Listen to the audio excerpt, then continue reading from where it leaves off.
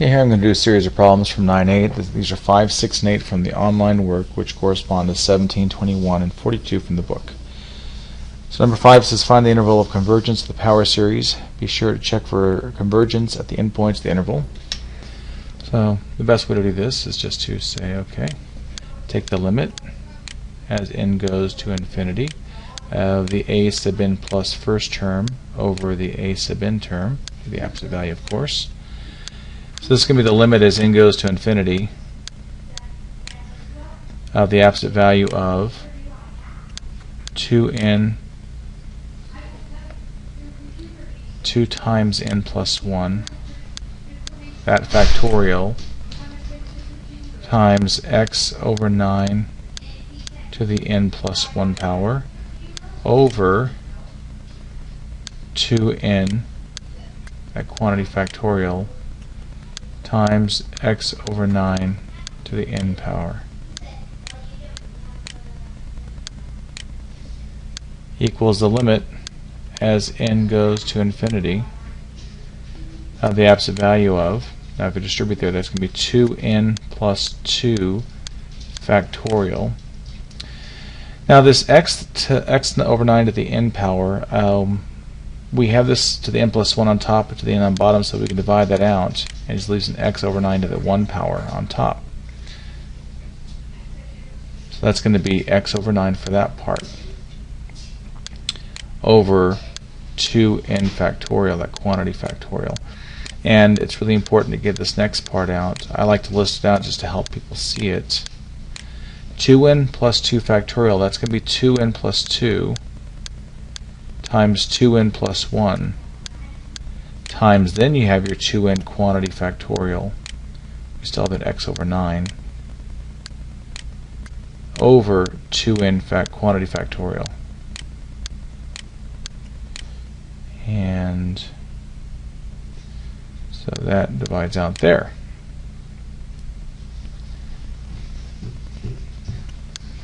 So we're looking at the limit as n goes to infinity, and I can pull the x over 9 out here out front of 2n plus 2 times 2n plus 1, and that just, as n goes to infinity, this quantity is going to go to infinity. So the only way this converges is if x is 0.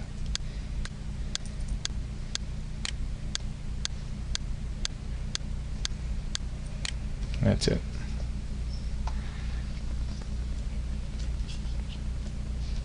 Here for the next one here we have find the interval of convergence for the power series. So be sure to check for convergence at the endpoints of the interval again. So again we're going to look at the limit as n goes to infinity of the absolute value of our a sub n plus first term over a sub n term. So we'll have the limit as n goes to infinity of, and I had it written up here, negative 1 to the n plus 1. So the absolute value, will take that part away. X minus 5 to the n power over n times 7 to the n. So we're going to have the absolute value of negative 1 to the n plus 2, because it's n plus 1, or the numerator term, times x minus 5 to the n plus 1 over n plus 1 times 7 to the n plus 1 over negative 1 to the n plus 1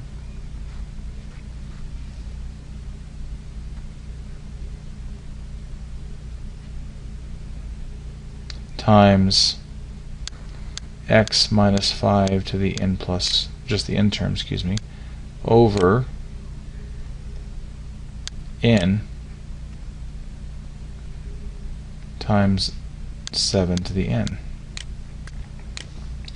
Now I like to write these instead as the limit as n goes to infinity our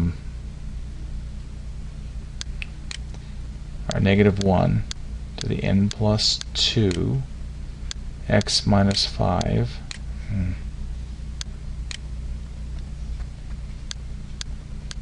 the n plus 1 over n plus 1 times 7 to the n plus 1 times then the reciprocal of the denominator, so it'd be n 7 to the n over negative 1 to the n plus 1 times x minus 5 to the n. And kind of cancel things out this way. It's a little easier for me to see it. And my x minus 5 to the n cancels with the n there, leaves just an x minus 5 to the 1. My 7 to the n up top will cancel with the n part down below, just leaving a 7 to the 1. Then minus 1 to the n plus 2 cancel with the n, this part down here. And so what we'll have is the limit as n goes to infinity of the absolute value of negative 1. I'm just going to drop it now because it's just the absolute value takes it away. So we're going to have the absolute value of x minus 5 times n over 7 times n plus 1. Now what we can do is factor out the x minus 5, and that's 7. And so, because they're not dependent on n, we have x minus 5 over 7 times the limit as n goes to infinity of n over n plus 1. And so that limit's going to be 1. So it's just going to be x minus 5 over 7 times 1.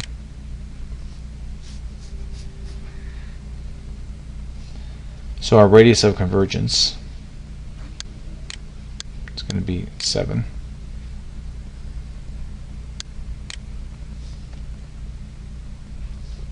I should keep the absolute values there. These need to be less than 1 to converge. So what we have then is the absolute value of x minus 5 to be less than 7. And so that means it's negative 7 is less than x minus 5 less than 7. So if I add 5 to all the parts,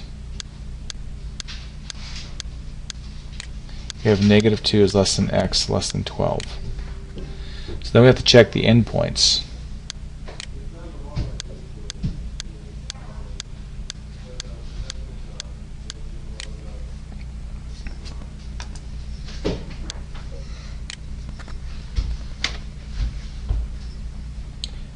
Okay, so when x equals 12, we have our sum as n goes from 1 to infinity of negative 1 to the n plus 1 of putting 12 in there. 12 minus 5 is 7 to the n over n times 7 to the n,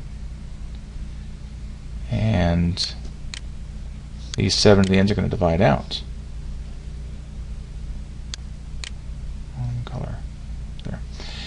And what we end up with is a sum as n goes from 1 to infinity of negative 1 to the n plus 1 over n. Now this is an alternating harmonic series that's going to converge.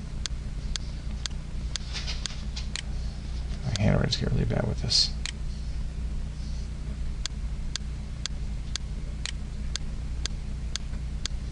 So it's harmonic, but it alternates because of that negative 1 to the n plus 1.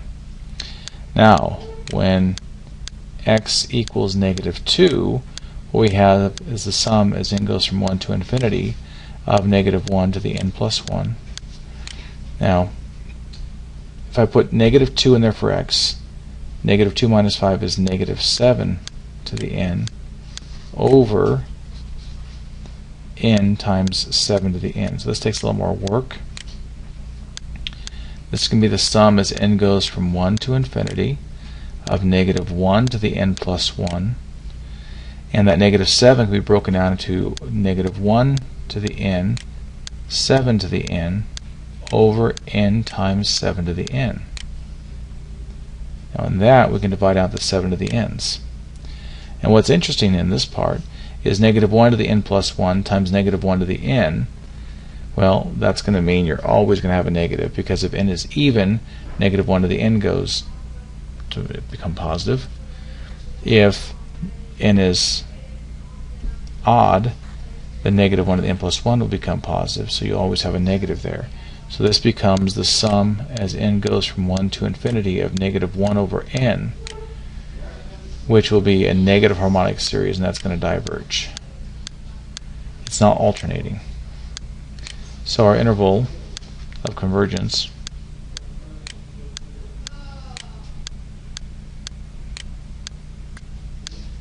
will be from negative 2 to 12, with a bracket around the 12.